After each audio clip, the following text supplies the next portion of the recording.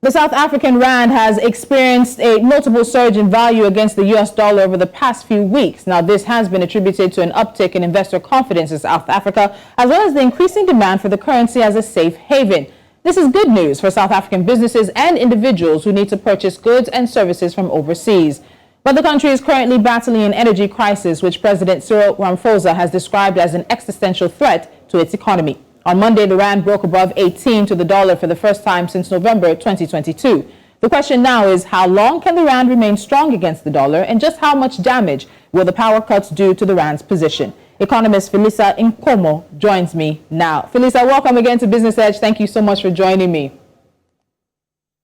Hi, good afternoon. Good afternoon. Well, good morning on my side and good afternoon to you. So let's quickly look at this. Some might wonder just how the power cuts are really tied to the rand's performance. So in terms of making sure we're all on the same page and have a foundational understanding, give us sort of that tie-in between the power cuts that South Africa is experiencing now and the performance of its currency, the rand.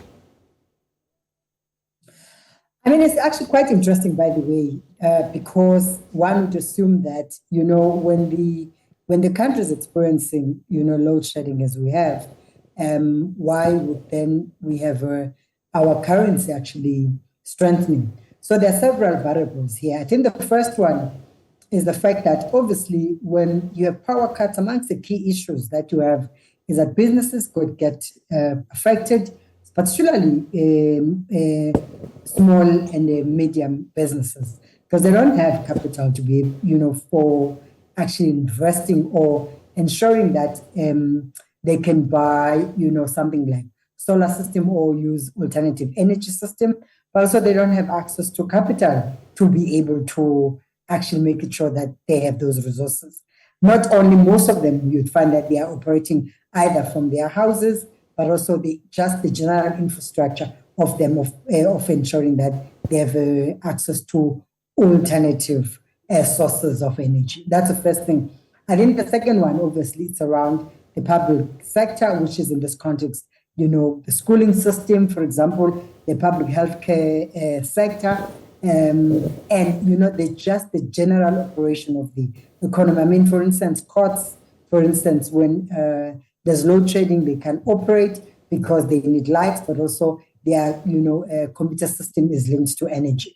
So the impact of load shedding is actually massive, but one can actually really give, the fact that the president has announced a state of disaster. Several interventions, yes, several interventions regarding the load shedding. They can actually give credit to the fact that, he has outlined. I think the first one, he actually acknowledged that this is a crisis.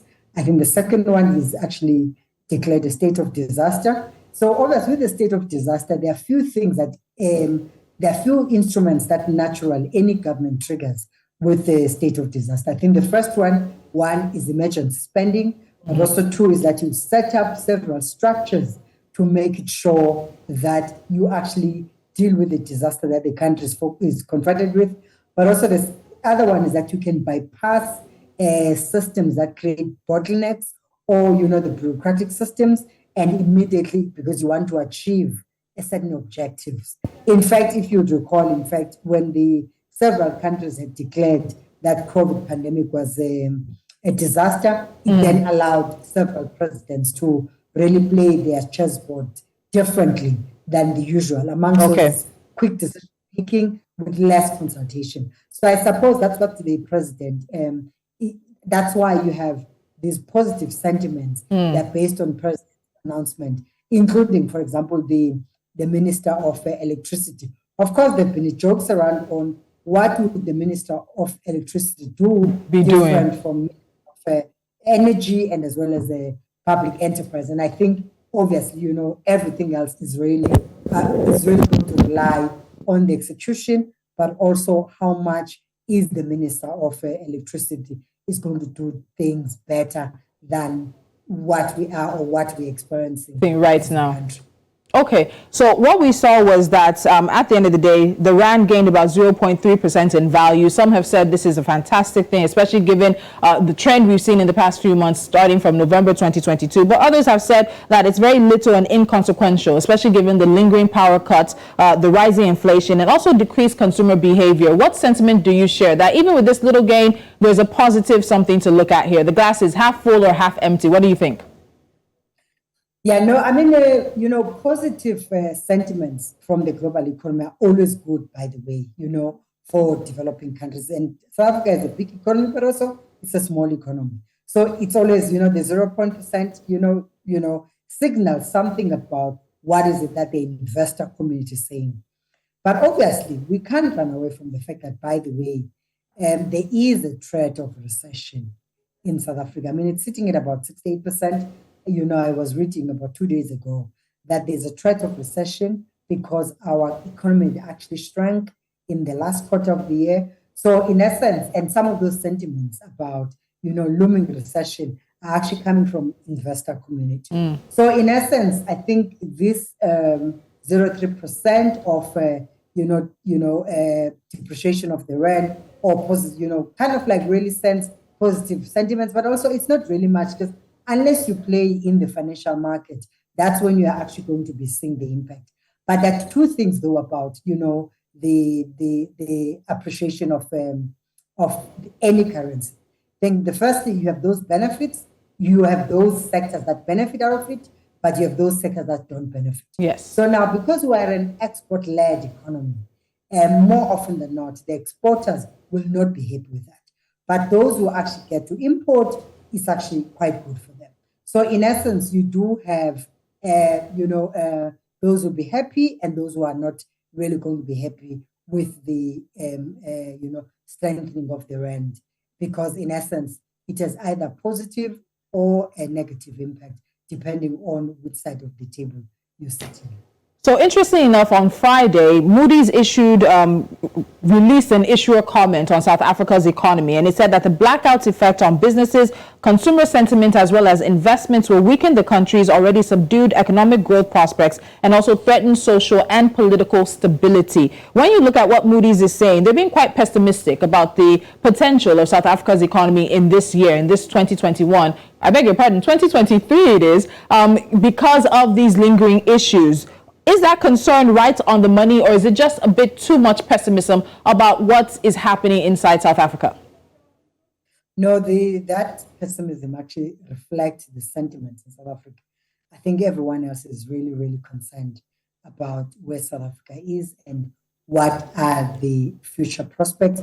There are several things. I mean, I don't know if you followed, and probably the sentiments by the group actually rides on the back of the World Economic Forum report, which says South Africa is confronted with 5 risks, and of course, as feminists and obviously working for Commission for Gender Equality, we said it's actually 6. We topped the gender-based violence as one issue, the state failure, the second one, third one, it's around the infrastructure, the other one is debt management, or is debt crisis, and the fifth one is around public infrastructure, and the sixth one is around cost of living and livelihoods in South Africa. So, and the president, in fact, shares a similar sentiment in his State of the Nation address, which he actually delivered last week, Thursday, that, these are the risks that we're confronted with as a country. So the Moody's sentiments are absolutely correct. One of the key issues, of course, the citizens that we're looking at, it's whether, for instance, firstly, there's consensus amongst the political party of what actually needs to be done in this country to really lift, the veil, the dark veil we're confronted with as a country.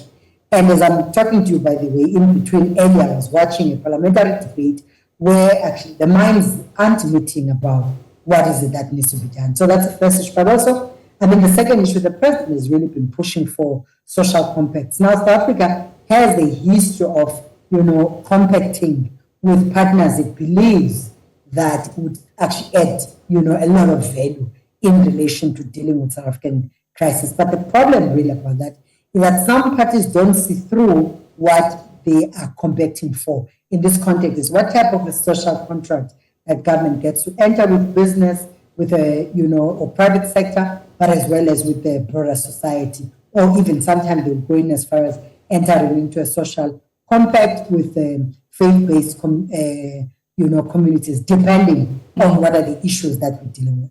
So, I mean, and I think when you look at what the president is calling for in terms of the social compacting, really, that's, there's nothing tangible that you can write home about.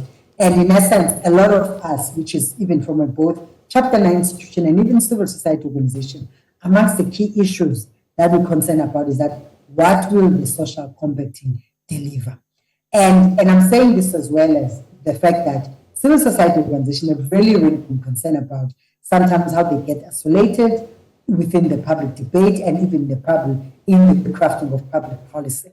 So in essence, we're not in a space, taboo, where we're saying that there's consensus in South Africa about what needs to be done. Yes. And I do think that the timing really now does require that consensus building and as well as engagement. Okay. I mean, all of us actually, a lot of economists are describing that we're going through a turmoil, but that turmoil is also underpinned by leadership crisis. So there's been a very strong call for the president and the cabinet to really reach out to South Africans and start looking and say, what should we be doing better for us to take this country out of this dooms?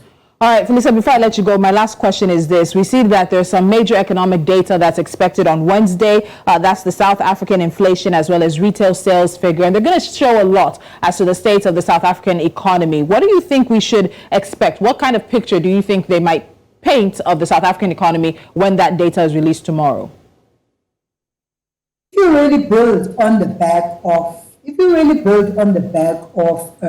what I've just said now, and the fact that the economy has shrunk in the third quarter, so I don't think that we actually have hopes. However, we've experienced what you call windfalls from the mining sector, which is commodity sector, which is actually has been driven by the demand for South African coal. For example, as early as February, about a windfall of 170 billion in the South African economy, which was an excellent injection. And the point we were making to the minister there is that they must use the 170 billion to channel into the economy so that we grow the economy instead of debt management. So I'm not really, my expectations are really quite low and I'm managing them. And part of the reason why I'm managing the expectation is that the Monetary Policy Committee had recently just increased interest rate. So in essence, the consumer sentiments, the business sentiments, or business and consumer confidence are at the lowest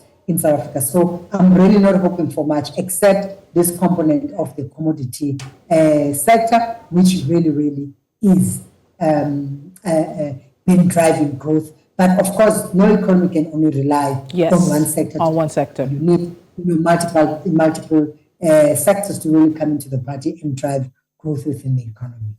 All right, so we look forward to seeing what that data holds tomorrow, and then, of course, a further conversation breaking down, again, as you said, what the picture it is that it paints. But the commodities and the mining sector alone, which also feels the effect of the blackouts, cannot simply hold South Africa's economy together. Phelisa, thank you, as always, for your time. I know we'll be reaching out to you this week as we look at that data and break it down much further. Thank you. All right, thank you so much. Thank you for the bye. All right, thank you.